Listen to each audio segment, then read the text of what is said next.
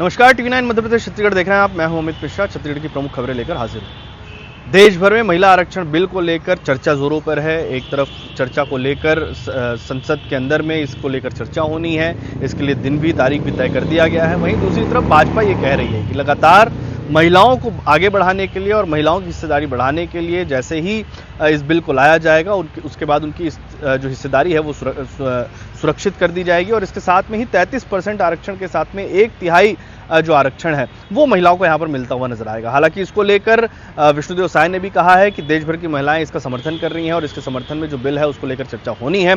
वहीं दूसरी तरफ कांग्रेस का ये दावा है कि छत्तीसगढ़ में लगातार या देश भर में भी कांग्रेस जिस तरीके से 33% आरक्षण के साथ में विधानसभा और लोकसभा के चुनाव में उतरती है और लगातार ये आरक्षण जो है वो पहले से देती आ रही है। कांग्रेस की सरकार के दौरान में ही इस आरक्षण को लेकर सबसे ज्यादा फायदा महिलाओं को मिलता हुआ नजर आया है, लेकिन बीजेपी इस फायदे को महिलाओं तक नहीं पहुंचा पा रही है। हमारे देश के पार्लियामेंट में और प्रदेशों के विधानसभा में महिलाओं को 33% आरक्षण के लिए हमारे देश के प्रधानमंत्री श्री नरेंद्र मोदी जी ने 16, 17 और 18 अप्रैल का विशेष पार्लियामेंट का सेशन बुलाया है और इस विधेयक के समर्थन में पूरे देश की हमारी माताएं बहनें अपना समर्थन कर रही हैं। विभिन्न तरह का कार्यक्रम हो रहा है और उसी निमित्त आज यहाँ पर हॉल मीटिंग का आयोजन था जिसमें हमारे बीजेपी के राष्ट्रीय उपाध्यक्ष सुश्री सरोज पांडे जी, हमारे प्रदेश की महिला बाल विकास मंत्री श्रीमती लक्ष्मी राजवाड़ी जी, महापौर मीनल चौबे जी और सभी क्षेत्रों में जो हमारी माताएं बहनें उत्कृष्ट काम करती हैं संस्थाओं से जुड़ी हुई सभी माताओं की उपस्थिति में और हजारों की संख्या में माताओं की उपस्थिति में आज का इस सम्मेलन बहुत अच्छे से संपन्न हुआ है और सबने मिस कॉल देकर अपना समर्थन विधेयक के प्रति जताया है और इस तरह से लगातार छत्तीसगढ़ के अंदर कार्यक्रम हो रहे हैं, पदयात्राएं हो रही हैं, ये हॉल मीटिंग हो रहा है और एक अच्छा वातावरण महिला विधेयक के पक्ष में छत्तीसगढ़ में बनाया जा रहा है। पार्टी शुरू से ही महिलाओं को विधानमंडलों में 33% आरक्षण देने की पक्षधर रही है। यही नहीं, 2010 में राज्यसभा में कांग्रेस ने एक विधेयक लाकर उसको पास भी कराया था। भारतीय जनता पार्टी ने जो अभी नारी शक्ति वंदन अधिनियम लेके आई है, जो विधेयक लेके आई है, वास्तव में उसमें सरकार की नीयत में खोट दिख रहा है। कांग्रेस पार्टी का स्पष्ट मानना है कि आरक्षण विधेयक को, महिला आरक्षण विधेयक को और जो जनगणना हो रही है, जो सीटों का परिसीमन है, इनको अलग रखा जाना चाहिए। पहले जनगणना हो जाए, परिसीमन हो जाए, उसके बाद में फिर आरक्षण निर्धारित किया जाए ताकि किसी भी वर्ग को नुकसान न हो। और विशेष तौर पर जिन उद्देश्यों को लेकर विधेयक लाया गया है महिलाओं को 33% भागीदारी देने का, तो यदि बिना जनगणना के आप करेंगे, 2011 की जनगणना के आधार पर करेंगे, तो महिलाओं को उतना लाभ नहीं मिलेगा। तो हमारा मानना है कि महिलाओं को, आधी आबादी को उनका पूरा हक मिलना चाहिए, लेकिन इस हक देने के पीछे किसी प्रकार की बदनीयती नहीं होनी चाहिए जो वर्तमान सरकार की दिख रही है। शक्ति के वेदांता में हुए हादसे को लेकर आज कांग्रेस का एक डेलीगेशन नेता प्रतिपक्ष चरणदास महंत के साथ में प्रदेश अध्यक्ष दीपक बैज के साथ में पहुंचा हुआ है और इसके साथ में ही उन्होंने सभी लोगों से मुलाकात की। सबसे पहले उस मौके पर जाकर निरीक्षण किया, मुआयना किया गया और उसके बाद ये दावा किया जा रहा है कि लगातार सरकार जिस तरीके से उद्योगों में सुरक्षा के पैमाने होने चाहिए वो कमियां यहां पर देखने को मिली है और उसके कारण मजदूरों को लेकर इसका खामियाजा भुगतना पड़ रहा है। हालांकि सभी को लेकर उन्होंने बड़े पैमाने पर राहत की जो राशि है वो देने की मांग भी उन्होंने की है, लेकिन उसके साथ में उन्होंने न्यायिक जांच की मांग भी की है। हालांकि सरकार दंडाधिकारी जांच कर रही है, हालांकि इस जांच को लेकर भी अब सवालिया निशान खड़े हो रहे हैं। इसको लेकर कांग्रेस ने सरकार पर ही सवालिया निशान खड़ा किया है। छत्तीसगढ़ में भीषण गर्मी को देखते हुए सरकार ने एक बड़ा फैसला लिया है। 20 तारीख से 16 मई तक स्कूल बंद रहेंगे। भीषण गर्मी के कारण बच्चों को इसका खामियाजा न भुगतना पड़े, इसके लिए सरकार ने फैसला लिया। हालांकि इसको लेकर राजनीति भी तेज हो रही है। आज ही कांग्रेस की तरफ से बयान आया था, उन्होंने मांग की थी कि इस भीषण गर्मी को लेकर स्कूलों को बंद किया जाना चाहिए और इसको लेकर अब एक सोशल मीडिया पोस्ट भी मुख्यमंत्री के सलाहकार की तरफ से देखने को मिला है, जिसपे यह कहा गया है कि कांग्रेस तब जगती है जब सरकार फैसला ले लेती है। हालांकि राजनीति जरूर हो रही है, लेकिन एक बड़ा फैसला यहां पर है। स्कूलों में बच्चों को अब राहत मिलती हुई नजर आएगी। जी, हमारे पास भी कई अभिभावकों के फ़ोन आए हैं और हम भी अनुभव कर रहे हैं कि गर्मी ज़्यादा है, इसलिए 20 तारीख से छुट्टी करने जा रहे हैं। देखिए, सरकार की नाकामियों की वजह से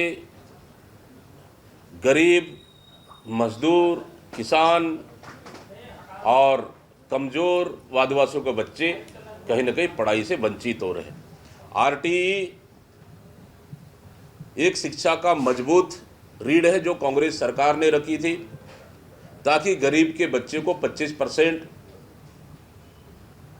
हर स्कूलों में 0 फीस पर एडमिशन करना है और उसको लाभ देना है। लेकिन सरकार की गलत नीतियों की वजह से आज गरीब बच्चे पढ़ाई से वंचित हो रहे हैं। इसके लिए सरकार जिम्मेदार है।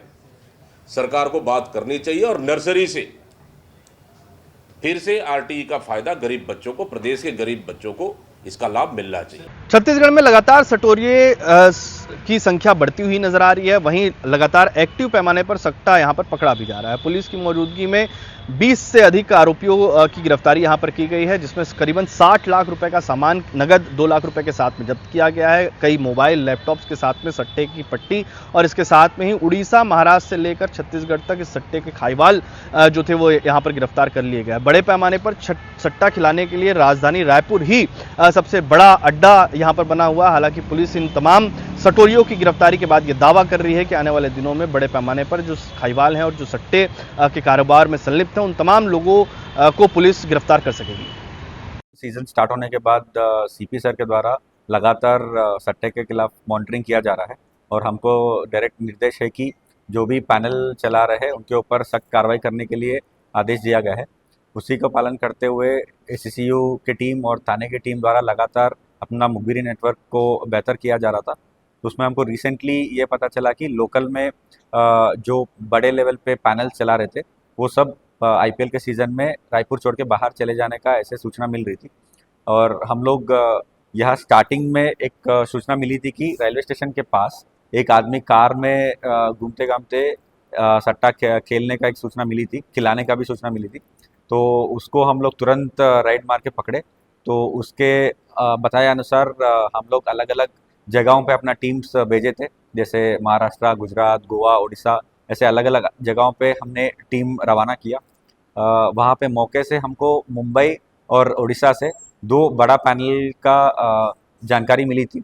तो मुंबई से हम लोग 9 लोगों को गिरफ्तार करके लेके आए, जो 3 स्टम्प्स करके एक पैनल चला रहे थे, उनको हम लोग गिरफ्तार करके लेके आए।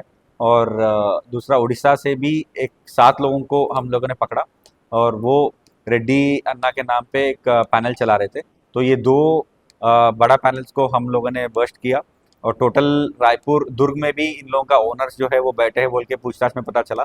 तो मुंबई, उड़ीसा के भवानीपट्टनम और दुर्ग, रायपुर टोटल मिला के 20 लोगों को हमने जो सट्टा खिलाने वाले हैं इनके ऊपर कार्रवाई करके गिरफ्तार किया गया है।